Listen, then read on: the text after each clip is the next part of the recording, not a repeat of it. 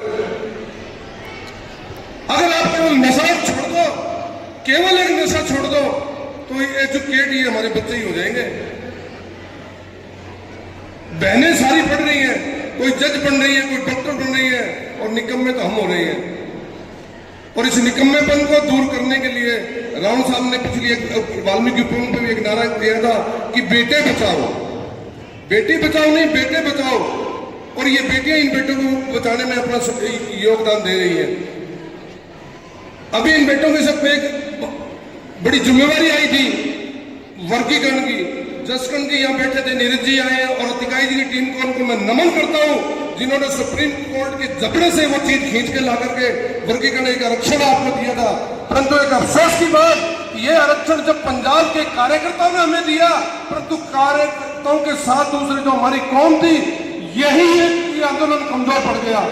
राजस्थान और जींद के अंदर जो हरियाणा से बिलोंग करते हैं, वहां इस आंदोलन ने जोर पकड़ लिया। और हरियाणा के साथियों के पुरुषार्थ को मैं एक नमन करता हूं कि उन्होंने अपनी राजनीतिक परिपक्वता के साथ उस सोच को तैयार करके और हरियाणा के अंदर ये आरक्षण लागू करवा लिया। नमन है आपके पुरुषार्थ को साथियों, परंतु ये चीज पंजाब से शुरू होनी चाहिए थी। और मैं एक बात और मैं सोचता हूँ रावण साहब, ये सारे जितने भी पंजाब के लोग हैं, ये सब आपके मुंह की तरफ देख रहे हैं। उनको पता है कि ये सुप्रीम कोर्ट का मामला से भी हम रावण साहब ने कहा है, तो ये आंदोलन भी रावण साहब लड़ेंगे। लेकिन आपको आना पड़ेगा, क्योंकि पूरा भारत आपकी तरफ इंसान को आरक्षण को प्राप्त करने के लिए देख रहा है। वर्गीकरण अगर कोई प्राप्त करेगा पूरे देश के अंदर, तो केवल हाथों से लेके आपके सामने प्रस्तुत कर देगी, अन्यथा कोई सपना ऐसा नहीं है तो इस विषय के ऊपर कोई अपना कोई योगदान दे रहा है। राजस्थान और हरियाणा के अंदर जो इस चीज की लौ लगी है, परंतु वो भी एक मीटिंगों तक सीमित होगी और हरियाणा के अंदर तक प्राप्त कर लिया। परंतु अभी आज एक मीटिंग वहां राजस्थान के अंदर भी है, वहां से मेरे पास फोन आया तो मैंने कहा मीटिंग करने छोड़े बड़ा आंदोलन कर दो।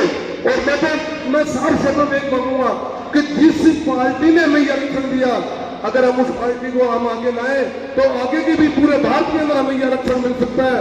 मैं कोई राजनीतिक कार्यकर्ता नहीं हूं, परंतु जो हमें कुछ देगा हम उसे सब कुछ देंगे, और जब हमें कुछ नहीं देगा हम उसे कुछ भी नहीं देंगे। ये ताकत आदर्श में है, ये ताकत रावण साहब ने पैदा की है, ये ताकत अतिकाई जी ने पैदा की है।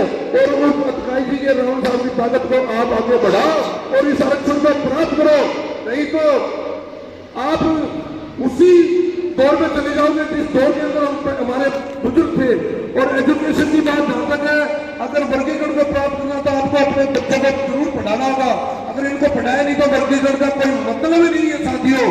तो मैं तो ज्यादा नहीं बोलते हुए आपको एक बात कहूंगा कि आज वो बेटे जो पढ़ाई छोड़ चुके हैं, वो बेटे जो नशे में लगे हुए हैं, वो बेटे जो अंधविश्वास में है, उनको ये तीनों चीजें पे ध्यान देना होगा, अन्यथा तुम्हारी पीढ़ियां खराब हो जाएंगी। और ये लड़कियां ना, जितने भी लड़कियां ये आज, इनके सामने तुम्हें गिड़गिड़ाना पड़ेगा अपने भविष्य के लिए। तो मेरा निवेदन आप लोगों से, इन बेटों को बचा लो, नहीं तो ये लड़कियां तो आगे निकल गई, इनको जरूरत नहीं आज वो जो कहने की कि यार बेटियों को बढ़ाओ, जरूरत है केवल बेटों को बढ़ाने की। तो मैं ज्यादा नहीं कहते हुए अपना स्थान ग्रहण करता हूं। और एक बात और इन महिलाओं से कहना चाहता हूं कि ये मर्द आपको पर्दे से नहीं आजाद कर सकते। उठा दो पर्दा और एक क्रांतिकारी ला दो, और इन बच्चों को पढ़ाने के लिए आप ही आगे आओगे, आप ही, और कोई कुछ नहीं कर सकता। ज्यादा नहीं कहते हैं, मैं अपना स्थान करता हूं। जय वाल्मीकि, हर हर वाल्मीकि।